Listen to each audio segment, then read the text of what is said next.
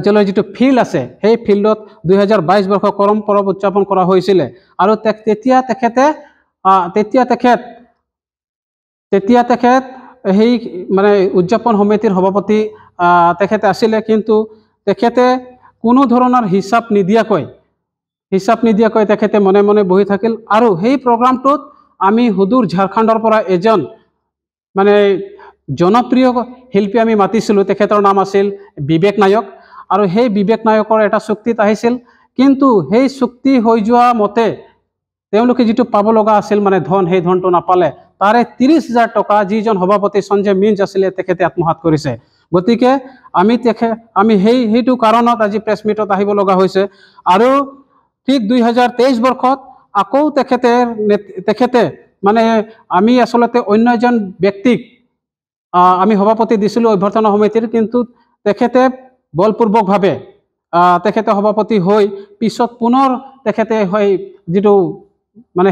এই হিচাপটো দাখিল নকৰিলে আৰু সেই বছৰতো অৰ্থাৎ 2023 বছৰতো মানে কৰমত আমি আমন্ত্ৰণ কৰি আনিছিলোঁ আমাৰ যিবিলাক কণ্ঠশিল্পী তেখেতসকলক সম্পূৰ্ণভাৱে পইচা আদায় দিব নোৱাৰাত তেওঁলোকে ইয়াৰ পৰা যাব বিচৰা নাছিলে তেতিয়া তেখেতসকলক মানে এটো বেয়া ব্যৱহাৰ কৰিছে গতিকে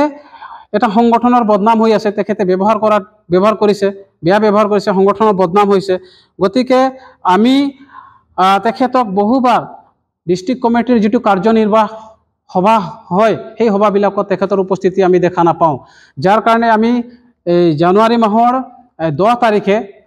তেখেতৰ নামত এটা আমি শোকজ নোটিছ জাৰি কৰিছিলোঁ উদালগুৰি জিলা সমিতিৰ হৈ পালে কিন্তু আৰু তাতে আমি ডেডলাইন দিছিলোঁ যে 15 তাৰিখৰ ভিতৰত তেখেতে ৰিটেন আমাক ৰিপ্লাইটো দিব লাগে কিন্তু আজিৰ তাৰিখতো তেখেতে সেইবিলাক নিদিলে যাৰ কাৰণে আজি আমি সদৌ অসম আদিবাসী ছাত্ৰ সন্থা উদালগুৰি জিলা সমিতিৰ তৎকালীন বৈঠক জৰুৰী বৈঠক ইয়াতে অনুষ্ঠিত কৰি পালে তেখেতক আজি আমি সংগঠনৰ পৰা বহিষ্কাৰ কৰাৰ আমি সিদ্ধান্ত লৈছোঁ আৰু আজিৰ পৰা তেখেত আমাৰ সংগঠনৰ কোনো সদস্য নহয় লগতে তেখেত প্ৰাথমিক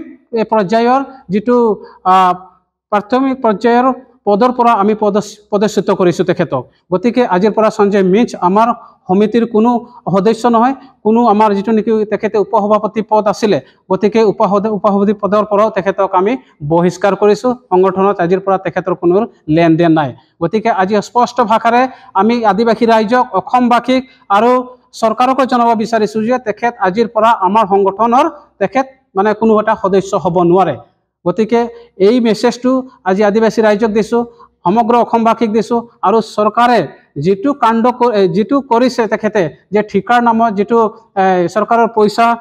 আত্মহাত কৰিছে তাৰ উচিত তদন্ত এটা হ'ব লাগে আৰু তদন্ত কৰি ফেলে তেখেতক মানে উচিত শাস্তি দিবৰ কাৰণে আমি চৰকাৰক দাবী জনাইছোঁ